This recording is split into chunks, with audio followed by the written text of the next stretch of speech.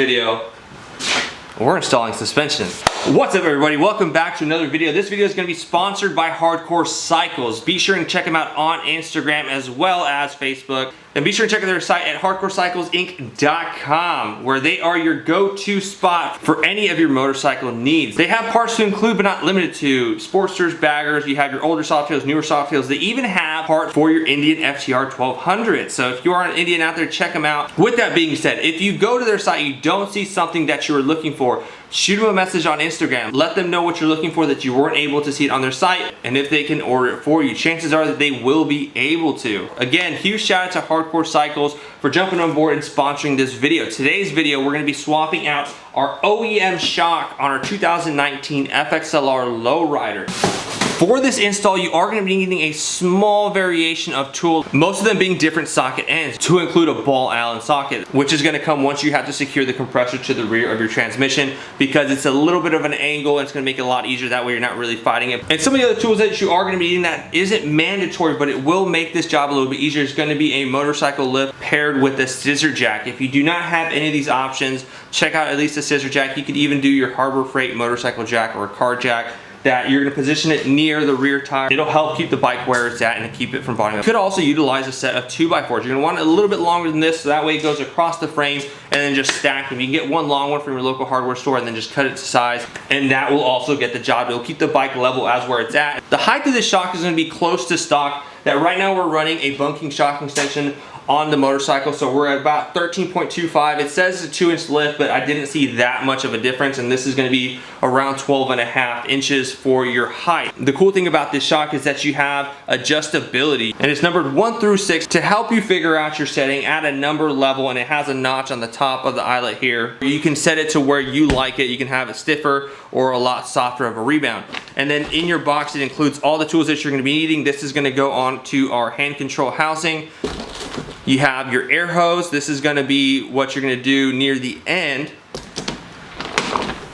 And then you have all the wiring that's going to plug into your battery, your CAN bus, as well as your compressor here. This is going to go onto the back of the transmission. And they even include this hose cutter. So you're going to run this hose from the compressor to the shock. You're going to want to make sure that there is a healthy amount of slack in the hose. Whenever you extend it or compress it, there's no pinching, which we'll address it once we get to that point. So the first thing that we're going to do is remove our seat, and now we can have access to everything that's here. You're going to want to remove the front half of your clamp and just set that aside. And you'll replace it with the one provided from Legend with your air shock. You don't want to over tighten this, it's just snug. The cleanest way to do this install, you could run this inside your bars internally, but we're not going to be doing that. What we're going to do is just zip tie along our T-bars.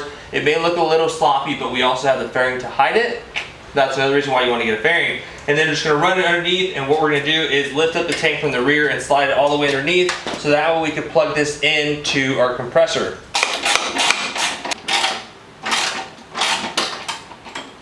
The next step is going to go ahead and remove the hardware from the lower end of your gas tank, and then you're going to want to loosen the one that's up on top. That's going to allow you the ability to lift up your tank and then run this along the frame and out by your seat. We're just going to secure it, run it along, and then secure it with zip ties. But before we do that, for us, we have to go ahead and access the dash, and what we're going to do is just unplug our two-wheel audio harness so that we can remove it. So here is our audio harness. Remove that. Just going to tuck that back in. So we're just going to unthread that so that way it's not obstructing. So we're just going to go ahead and lift it, place something there to hold the gas tank up.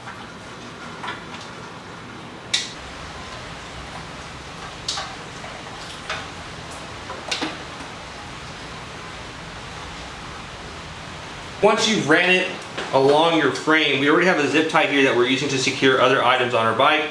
We're just going to feed that through, and it's going to help secure it a little bit better. This project can seem a little daunting, mostly just because of the air hose. I believe a lot of people think it's a lot more complicated than it is. The hardest part may just be lifting up your tank and routing it along the frame. It may just be one of those things that seem like it's a lot more intense than it really is. and then it's attaching the compressor to the back of your bike. It may add that feeling that it's a lot more complicated than it really is, but if you break it down, essentially you're just putting on the clamp onto your left hand control. That's gonna be your up and down for the shock, and then you run it underneath the tank, and then you're gonna just attach the compressor to the rear of your motorcycle.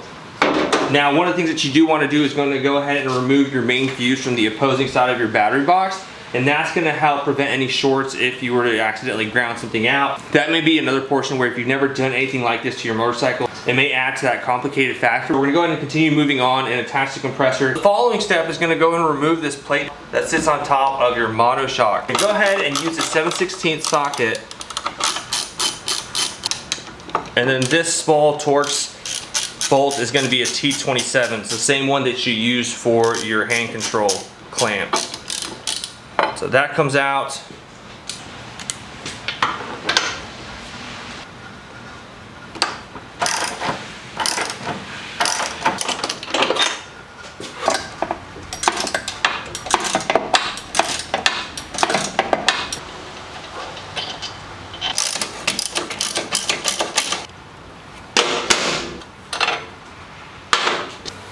If you're having issues with your shock coming out, just double check that the bearing on the inside, this portion, isn't sticking out. We were having a slight issue with it because this portion had slid out like that and it was stuck on the outside portion of where this mounts. So we simply pushed it back in and it came out with very little issue after that. And now, seeing where these mount is going to be a little difficult. You have these two holes up here on the back of your transmission. We're going to do, and you can kind of see it. I'm looking through between my belt guard and my belt, and it's just a matter of feel at this point.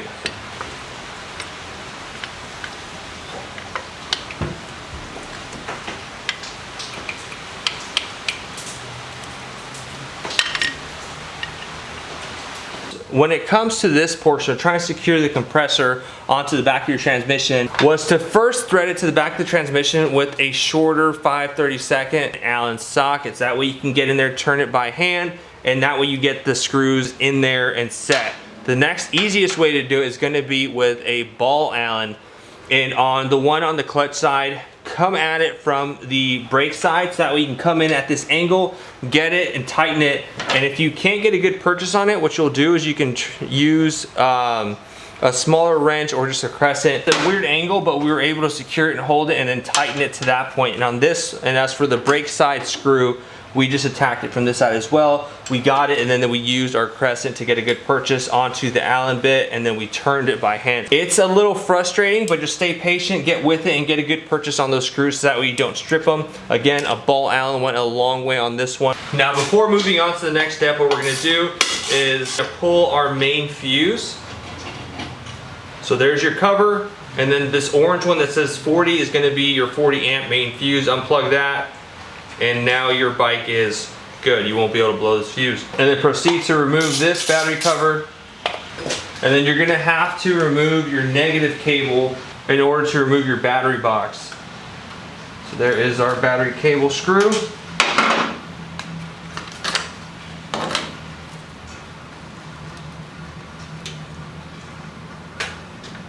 Remove those wires out of the way.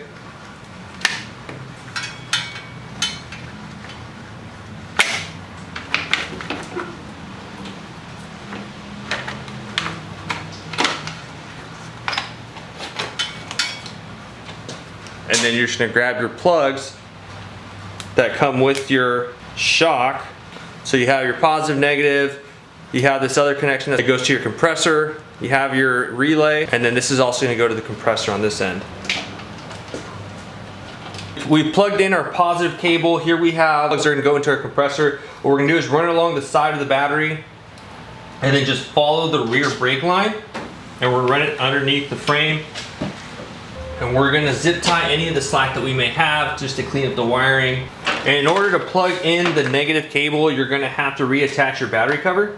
Now comes the moment we've been waiting for. After we've done all that work with the compressor, we've run the controls on our handlebars, running along the frame, and then putting our compressor to the back of our transmission and the cables plugged into the compressor as well as to our battery. You're going to be installing your monoshock. With your monoshock comes several spacers. We have 1/4 inch, 1/2 inch, as well as a 5/8. And in the instructions, it lists out here where there's a diagram of their shock, and it shows you which side the spacers go on first. But unfortunately, you're not able to put the spacers on and put the shock in because they're going to fall out. So you have to do one half before you do the other. So we're going to start off with the top. The clutch side is going to be a 1/4 inch spacer, which sits inside. On the brake side, it's going to be a 1/2 inch spacer. So we're going to go ahead and feed that in.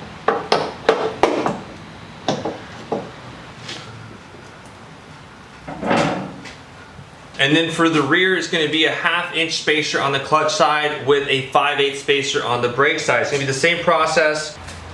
Now the shock may require some convincing to go inside. There's just a couple taps and then it seats.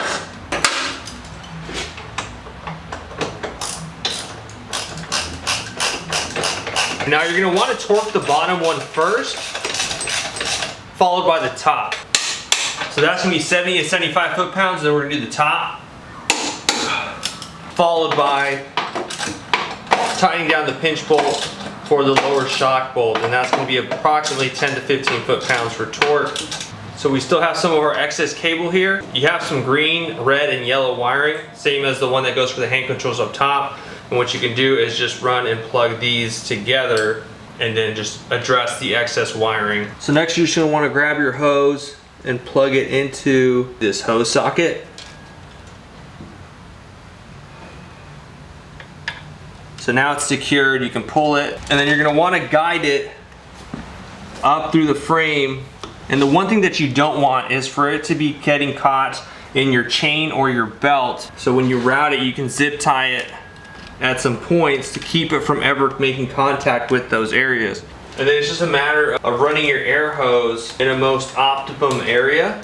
And you want to give yourself plenty of room so nothing's really ever too tight. I think that's where we want to run it. We pretty much, I'll show you all here in a bit, but we ran it from the compressor, and there's this little area with the fender. It's a fender protector, I think. It's plastic, and I'm running underneath that, and I think that should help protect it. And then just trying to figure out exactly where we want to run this. And so what I'm gonna do is zip tie it to an existing cable because I'm trying to keep it away from my belt, which is about to be chained soon. And again, you wanna make sure you have enough slack so it's not too taut anywhere. And so I'm checking it constantly. That looks like it's got good slot. So here is where our shock is. We have the valve here. You want to make sure it's facing down, that way it's just the easiest way to get to it. So we have all this extra cable, a whole bunch of extra, but what we're going to do is feed it to it. That's how much it would be. We're going to add maybe a little bit of slack. I think there is ideal. We're going to add a little bit more. So now comes time to cut it. Cut. Now we're snipped, and then we're just going to add this to our shock. Feed that in there. Now it's secured. We have this little loop here, plenty of room. And then we're gonna turn on the bike so that way we can see if there's any bunching of cables.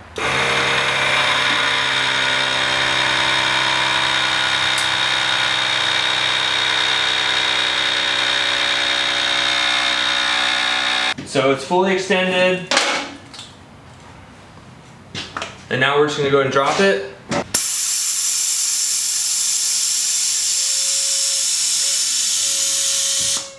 That is dope.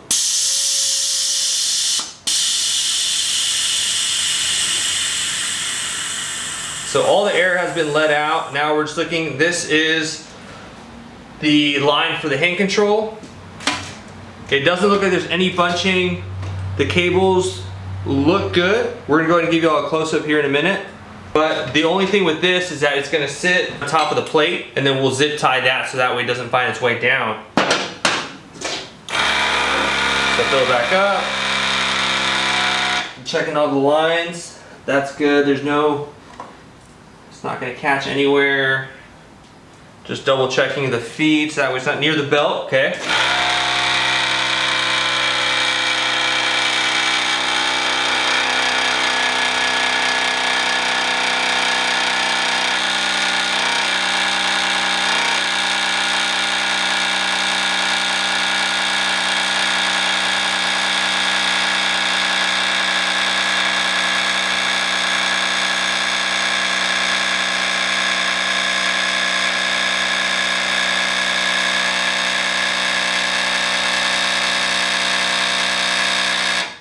looks to be the top height. So everything looks good, the hosing looks good. We have ample room on this side so that way it doesn't bunch up or pinch, or when we extend it, it's not getting too taut. Got enough room, so we're gonna go ahead and seal everything back up and get to it. So here's the shock fully inflated. Here is the hand control that runs up underneath the tank, and we've zip tied it down here, and then we ran it underneath the frame to come through this little hole, and everything gets plugged into the battery. Here's the excess wiring. This is your inline fuse. It has your compressor connector that connects to this, and then it also has your positive negative. That's how it sits inside. And as for the hose, the component, the hose runs up underneath, and it's hard to see, but here it goes underneath the fender. There's a little plastic part right here, and then we run it up underneath away from the belt. And then it's right here. Here you can see part of it here where my finger is. And then we've zip tied it. It's gonna be difficult to see. And then there is the hose. Again, it's difficult to see, but we zip tied it to another existing cable and ran it underneath. There it is right there, underneath that fender strut bolt. Along up until the fitting for the shock.